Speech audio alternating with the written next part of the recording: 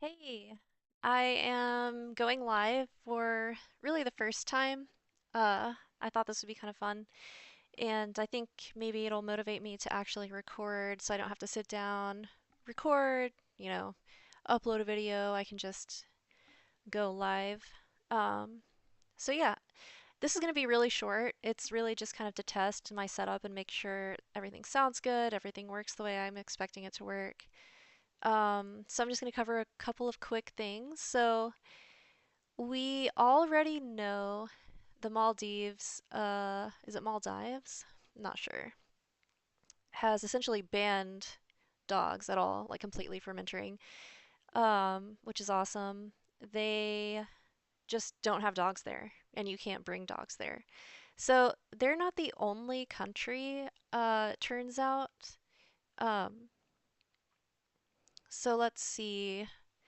Kuwait, owning a dog as a pet is legal, but they must be kept indoors, not taken on out for walks.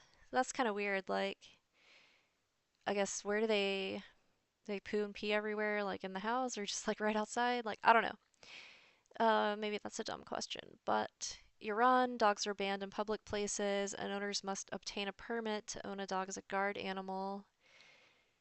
Um, Saudi Arabia prohibits the importation, breeding, and sale of dogs. I'm pretty sure the UAE is similar. Maybe they'll be listed later in this. So some island nations have implemented a total dog ban due to concerns about disease control and the protection of wildlife. The island nation of Mauritius has a complete ban on dogs due to concerns over the spread of rabies. Reasonable. The island of Bermuda also has a total dog ban with the exception of service animals. There's a mistake they will pay for, I'm sure. In North America, we already know the situation here. Like, come on. Europe, I'm sure, is very much the same. We know that these bans don't even really do anything effectively. Um, Japan, surprisingly, dogs generally well received and there are no breed specific laws. They might not yet have an issue with large dangerous breeds. Several African countries have limited dog bans, with some imposing strict restrictions on dog ownership, while others have no restrictions. For example, in Egypt, owning a dog as a pet is legal, but they must be kept indoors. Again, that's similar to Kuwait. South Africa, there's no breed specific laws, but several cities have imposed restrictions. Oh, I'm actually getting people in my chat. This is new for me, like the streaming thing is new. Um, so it's interesting because Mauritius, which I might be mispronouncing, I'm pretty sure is Islamic, if I'm not mistaken. Egypt, Kuwait, um, what else? South America, they don't really have. I think South American's dog situation's really bad. Well, anyways, I thought this was interesting because I just learned this is actually older than I thought. This is like from last year. But I think I have even more reason to visit here now. So they decided to ban Israeli passports from being able to enter their country. So you could safely travel here, not be confronted by dogs or rabid Zionists. So that's always good. And then this is not really dog related. I just read this article yesterday and it kind of blew my mind. And honestly, I feel like reading something interesting that I actually wanted to talk about, even if it's not related to dogs, gave me the motivation to get back on here and start making content again, which is probably a good thing. And while this channel is primarily to discuss the dog problem, I've never said that it is exclusively for that purpose. Like, I wanted it to be somewhere I could just talk about basically whatever I wanted. So I just wanted to run through this crazy article really quick. I posted a link to it in my community post section. But it's about this techno-colonialism and the network state movement. So it's pretty wild. I just heard about it. but it's been in the works for a while. And so I won't read this whole thing. Obviously, it's kind of a long article, but I definitely suggest checking it out. It's really interesting. But this guy, Balaji Srinivasan, who was a partner formerly at venture capital firm Andreessen Horowitz, has spent many years basically advocating for this idea where it's essentially like exactly what the article title says, techno-colonialism. It's like the wealthy tech bros want to literally buy country. Like they want to purchase a piece of land or an island or whatever, create their own private country. So it's like charter cities, but charter countries ultimately is the goal. Or it's like they've taken, private schools, like charter schools, but turned it into an idea to create like their own countries, which I just think is like, if this isn't capitalism run amok and like colonialism 2.0, like techno colonialism, I don't know. It's just pretty crazy. I just wanted to mention it. And then my question that came to me is like, will there be dogs in the network states? Um, but basically, this is the guy, kind of one of the guys behind this, and apparently Curtis Yarvin is associated. Mark Andreessen, Peter Thiel, uh, literally the guys who are kind of in power right now under this like Trump Musk administration, these techno bros. But I thought this was really interesting. This is very like telling. So he literally says, quote, "What I'm really calling for is something like tech Zionism," Srinivasan said in one interview, demonstrating the quasi-spiritual tenor with which he has sought to imbue his movement. Religious Zionism, notably, revolves around the idea of a divinely ordained homeland, the likes of which must be constructed from scratch by global. That's not exactly true because the likes of which are being constructed on the bones and mass graves of Palestinians. Um, Interestingly, these guys have apparently purchased a small island off the coast of like Colombia, and they're having some kind of legal issues. Like Colombia's basically wanting them out, I guess. I need to do a little more research on that. Like I said, I don't plan on this being a very long live. I just wanted to hop on and do something. But yeah, so another interesting tidbit here is that uh, the grandson of Milton Friedman is heavily involved here and takes trips to this one particular network state. Um, and like just they're promoting these concepts. Let's see, let me find it. The idea at a meta level is let's try alternatives, said Friedman during a recent interview with Reason. So, again, this is super libertarian, like turbo libertarian philosophy, I guess. Um, Friedman added that these alternatives could represent a tweak of current democratic models or could represent a total departure from democracy. Um, let's see. There were some really interesting pieces in this. This is a pretty long article. It's well written. Like I said, I recommend checking it out. Um, there were a few other interesting points I wanted to get to in here. Let me see if I can find them. So yeah, this is highly dependent on the adoption of crypto and the blockchain. This is considered to be maybe the end game of Web3. Um, there were a few quotes in here I wanted to read. Let me find them. Oh yeah, I remember. This is crazy. So there's one of these in Saudi Arabia, apparently. Yeah, here it is. Okay. So I'm just going to read part of this. Much like the charter school movement, the charter city movement deals with its proponents' hostility to regulations and democratic governance structures by privatizing institutions, thus bringing them under the control of private wealth. The promise is that private wealth managers can solve life's problems much more easily than government bureaucrats ever could. An essay written by the co-founder of the Thebe Investment Management of Thebe Investment Management, an investment firm in sub-Saharan Africa that enjoys ties to the Charter City Institute and which is currently engaged in developing its own charter community, explains the supposed benefits of this arrangement like so. We believe these new cities and the expansions of existing ones will be financed and managed by private organizations such as ours. Private governance will likely be the norm across much of the developing world. Is that not terrifying? It will create jobs, provide trusted institutions, affordable housing, and economic platforms for business creation and growth, blah, blah, blah. Yet, if charter cities promise to solve many of the regulatory and governance issues that impact normal countries, their strategies for solving certain problems may involve just not addressing them at all.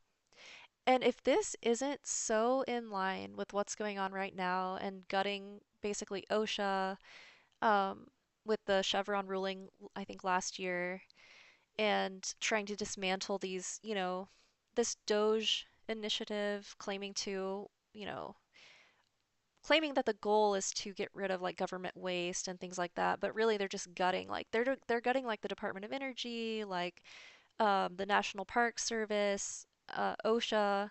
So, anyways, this just really sounds in line with that. So this says one example is labor rights. Indeed, a notable characteristic of SEZs, which are those economic zones, is that they often have greatly reduced labor regulations and worker protections.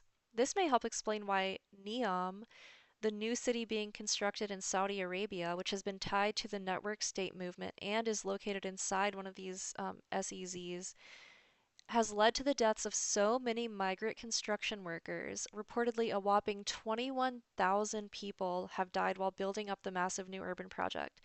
Thus, such setups are able to solve the problem of inefficient labor regulations by simply not protecting their workers at all. So this is what you get when you deregulate. Like, for example, OSHA regulations exist to protect employees from the risk of their employers not providing them with sufficient PPE or whatever. Like, PPE has been um, implemented, like safety practices at work are implemented usually because someone was killed or injured. Okay, prior to that. Sorry, let me read these comments. I want to interact with the people watching. Tom says, well, you can contrast this with the Yanis Varoufakis thoughts about the concept of techno-feudalism. Yeah, that sounds like something I need to read more about. Basically, it's about these tech bros accumulating so much power and wealth that they have become a new class of barons, counts, and dukes. Yeah, exactly. Yeah, well, that's what Curtis Yarvin's whole thing literally is. And don't forget that, like, Peter Thiel, Elon Musk, all of these guys who are. Peter Thiel is who backed JD Vance. So, our vice president, who is also associated with the Heritage Foundation, Project 2025, as well as Project Esther, which people aren't talking about, um, these guys are all believing in this stuff. So Curtis Yarvin wrote about how the government should be ruled like a corporation, which is exactly what these network states are saying. It's like your country. It's literally like techno company towns. We have to use their platforms just like peasants back then had to work the land, and the owner of the land platform profits. Yeah, it literally is like modern company towns, but it's like techno company towns. And this is where crypto and blockchain comes in because it's like the company store or like company money. Like if one of these network states, for example, adopts like XRP or whatever crypto if they're choosing, um, and you have these cryptocurrencies to use on the blockchain, like they could control where your credits are able to be used. Like you can't take your XRP token to the farmer's market or something. Like they can't process it. Does that? I don't know if I'm explaining it very well. Like it's kind of, I'm not even sure I fully understand it well enough to explain it. But my point is, like, they want you, exactly like what Tom's comment is saying, they want you to live in a company town, work at the company, like, factory or whatever, work at the Tesla factory, live at the Amazon company town, use, your Amazon cryptocurrency to buy goods and whatever from Amazon. Like, if you have enough in real life land, you could pump the value of crypto because they'll only accept it. Yeah, exactly. Um, Roz Wright, uh, comment I'm reading from the live chat right now. So yeah, anyways, like this is saying, company towns, what the network state movement has actually done. The most developed colony in the network state movement is Prospera, a self-described startup city based on an island off the coast of Honduras. That's it. I think I said Colombia earlier, my bad. That has alternatively been described as a for-profit town and an egregious enclave for libertarian wackos. Founded in 2017 by a U.S. company, Prospera describes itself as having a regulatory system designed for entrepreneurs to build better, cheaper, and faster than anywhere else in the world. So, again, total deregulation, no safety protections. Like in Saudi Arabia, it said 21,000 migrant workers have died. Um, Indeed, Prospera claims to offer its entrepreneurial denizens the opportunity to start a business in minutes. The idea behind Prospera is relatively simple: low taxes, almost no regulations, and a corporate governance structure that seems to allow limited transparency or public oversight. Let's see, I'm getting some really great comments. That sounds like the old concept of scrip money that the owners of the mines used to pay the miners with, and the scripts can then only be used to buy stuff at the shows owned by the company. Uh, yeah, like exactly. Yeah, thanks for reminding me what it's called. But yeah, basically, um, wasn't what is that poem or song? Hold on, let me Google it really quick. Bear with me for 1 second.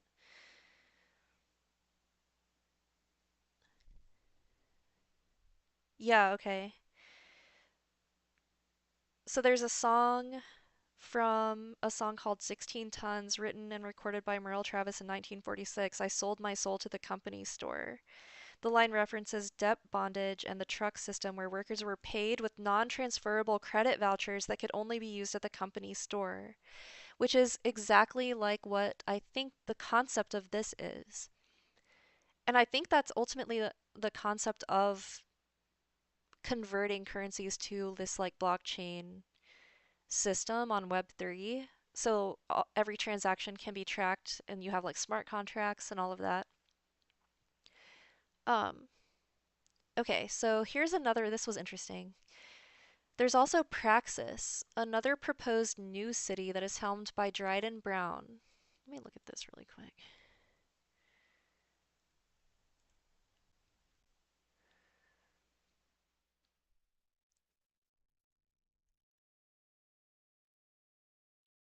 Okay. So he's a 28-year-old college dropout and former financial analyst who, despite a limited resume and nebulous urban planning experience, is convinced that he can build a thriving new metropolis in the heart of the Mediterranean. This to me is weird because it's like when some random kid, basically like 28, is pretty young, just pops out of nowhere like this and is involved with these like tech billionaires. I just wonder what his actual kind of background is. Like, I don't know. I mean, he worked for a as a financial analyst. That's not like a super impressive resume, I guess. So it's just like makes me wonder like who he really is, kind of. I don't know. Okay, so yeah, he worked for this hedge fund owned by billionaire and recent MAGA convert Bill Ackman. Blah blah blah. Okay, like I said, I don't want to read this entire thing because it's so long, but it's so interesting. But there's a few um, portions I wanted to read more. Yeah, so again, the Trump connection is that these guys are such people as Peter Thiel, Joe Lonsdale, Mark Andreessen, the Winklevoss twins. And again, don't forget Peter Thiel is heavily associated with J.D. Vance. Um, Trump has voiced support for urban development projects that sound suspiciously similar to the Charter City movement. Last summer, just as he was beginning to run for president, Trump appeared in an online video and announced a proposal for what he dubbed freedom cities. Like, is this not uh, like idiocracy level? It makes me wonder if their plan for Gaza is something along these lines. Because recall, like, not that long ago, Trump was claiming that he was going to buy Gaza and develop it into the Riviera of the Middle East. Um, and a lot of Israelis have been saying, they want to have their beachfront property in Gaza while they're genociding the people who are native to that land. So again, but this is such like weird manifest destiny colonial language. So Trump said they pushed across an unsettled continent and built new cities in the wild frontier. Trump called for the use of protected federal lands to develop 10 new urban metropolises.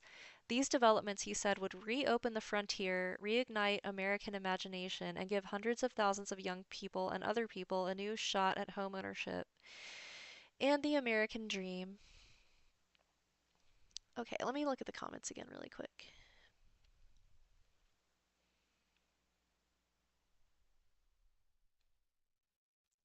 So you have to wonder why anyone would work in a mine like that or live in a tech bro dystopian island, but the answer is of course poverty. Yes.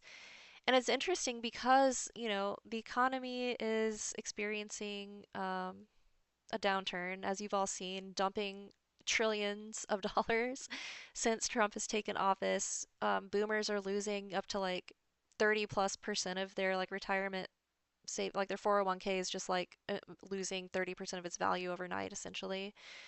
Um, all of these federal workers that have been fired and will need jobs, I'm not saying that's maybe intentional, but it definitely wouldn't, hurt their plans of forcing people into this like tech servitude. Because ultimately, these billionaires on their little like tech network state islands or whatever are going to need like doctors, um, trash uh, services, like, grocery stores, like whatever. People are going to have to be like working to support their like existence there. Um, so it'll be like a utopia for them, I guess, but not for us lowly, peasant class or serf class. Okay, I think there's I think that's, yeah, that's the end. I'm not going to read like all the rest of this. Like I said, I think I posted a link to this in my community section. So if you're interested in reading the whole thing, which I highly suggest you do, check it out. And yeah, I think I'm going to end this live now. Let me see if there's any more comments really quick.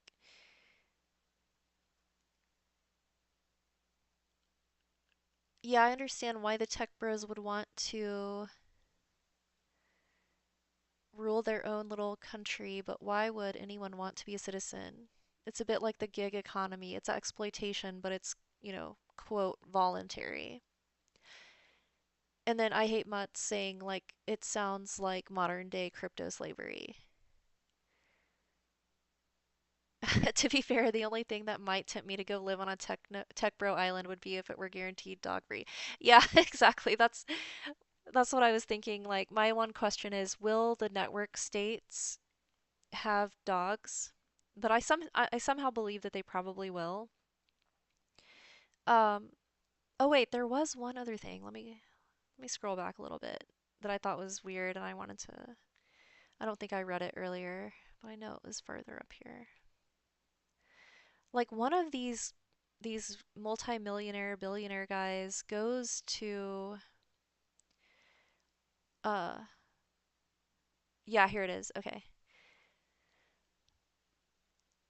Prospera has also served as a breeding ground for new technologies that may suffer from too much regulatory scrutiny under more developed governments. Patry Friedman, remember the grandson of Milton Friedman, of Pronomus, recently bragged about how he had used his most recent trip to Prospera as an opportunity to get a microchip surgically inserted into his hand so that he could unlock his Tesla without the use of a key fob. A procedure available in the US but requires proper licensing and oversight so people don't get infections. Prospera has tried to style itself as a launching pad for experimental new biotechnologies and life extension efforts. Brian Johnson, the tech millionaire who has spent untold sums to de-age himself using a host of controversial and bizarre methods, is a regular at Prospera. So, the other thing is, I might cover this later. I'm going to jump off here in a second. Um, but the guy at the beginning of this, the guy who's kind of the leader, I guess, if you will, the real promoter of this, Balaji Srinivasan, has started or is about to start and is like promoting a school, like a network state school to try to, I guess, train people and get people like involved in actually physically creating more of these network states. But it's very secretive. There's no announcement or confirmation of where this school is going to be. It's a minimum of like 2 grand, I think, to sign up for it. It just sounds very weird. I'm gonna find some more info on that and maybe cover it later. Um, but yeah, okay. I think I'm gonna stop and get off here now. Let me know how this sounded. Is the audio good? I had some issues with my microphone earlier when I was setting up this stream, so it seems like it might sound good because I'm getting comments. I don't think anyone said it doesn't sound good. But yeah, let me know any feedback or criticism or ways to improve. But I think I'm going to try to do more lives going forward. So, like I said, I don't have to sit down, record a video, upload the video, and all that. Like I can just hop on and talk. So,